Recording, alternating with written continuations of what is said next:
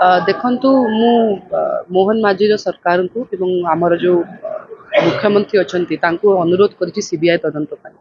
ଯୋଉ ଯୋଉ ସବୁ ଗୁଡ଼ାକ ତଥ୍ୟ ଏବଂ ଇନଭେଷ୍ଟିଗେସନ୍ ଅଛି ତାହା ତ ସିବିଆଇ ତଦନ୍ତ ପରେ ହିଁ ଆଗକୁ ଆସିବ।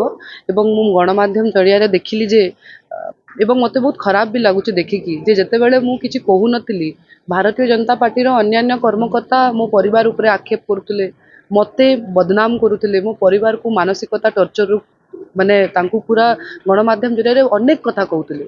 ଯେଉଁ ସମୟରେ ମୁଁ ସିବିଆଇ ତଦନ୍ତ କହିଲି ଆପଣ ଗୋଟେ ପ୍ରକାର ଦେଖିଥିବେ ଯେ ଭାରତୀୟ ଜନତା ପାର୍ଟି ଏବେ ସାଇଲେଣ୍ଟ ହେଇଯାଇଛି। ତ ନିଶ୍ଚିତ ଭାବରେ ମୁଁ ଖାଲି ଗୋଟେ କଥା କହିବି, ରାଜନୀତିଜ୍ଞ ପ୍ରସଙ୍ଗ ଏବଂ ନିଜର ରାଜନୀତିକ ଫାଇଦା ପାଇଁ ମୋ ବାପାଙ୍କ ଜିନିଷ ଗୁଡ଼ାକୁ ଆଗକୁ ସେମାନେ ଆଣୁଛନ୍ତି। ସେମାନେ କହିଛନ୍ତି ମୁଁ ଲେଖିକି ଦେବି। ପ୍ରଥମେ କହୁଥିଲେ ଯେ ଦୀପାଳି କିଛି କହୁନାହିଁ, ଯେତେବେଳେ ମୁଁ କହିଲି ସେମାନେ କହୁଛନ୍ତି ଲେଖିକି ଦେବୁ। ନିଶ୍ଚିତ ଭାବରେ ଆମେ ଆମ ପରିବାର ସହିତ ଏ ବିଷୟରେ ଡିସ୍କସନ୍ କରୁଛୁ ଆଉ ଆଗାମୀ ଦିନରେ ଆମେ ଲିଖିତ ଅନୁସାରେ ବି ଦେବୁ।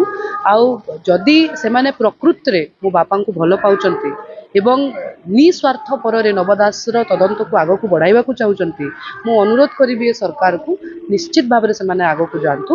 ଆମେ ଲେଖିକି ବି ଜଣାଇବୁ ଏବଂ ଯେଉଁଟା ବି ଦରକାର ପଡ଼ିବ ଆମ ତରଫରୁ ଆମେ ସବୁ ଯେଉଁ ଇନଭେଷ୍ଟିଗେସନ୍ ଅଛି ଯେଉଁଟା ବି ଅଛି। ଏବେ ତ ଦେଖନ୍ତୁ ଇନଭେଷ୍ଟିଗେସନ୍ ତ ଷ୍ଟିଲ୍ ଓପନ୍ ଅଛି, କୋର୍ଟରେ କେସ୍ ଚାଲୁଛି, ଆପଣ ସମସ୍ତେ ଜାଣିଥିବେ। ତ ଯଦି ଗୋଟେ ସିବିଆଇ ତଦନ୍ତ ପାଇଁ ସରକାର ଯଦି ଆଗକୁ ବଢ଼ିଲେ ତ ନିଶ୍ଚିତ ଭାବରେ ସିବିଆଇ ତଦନ୍ତ ହେଲେ ଯେଉଁ ଇନଭେଷ୍ଟିଗେସନ୍ ଆସିବ ଯେଉଁଟା ଆସିବ ତାପରେ ଆମେ ଗଣମାଧ୍ୟମ ଜରିଆରେ ତାକୁ ସମସ୍ତଙ୍କୁ ଜଣାଇବୁ।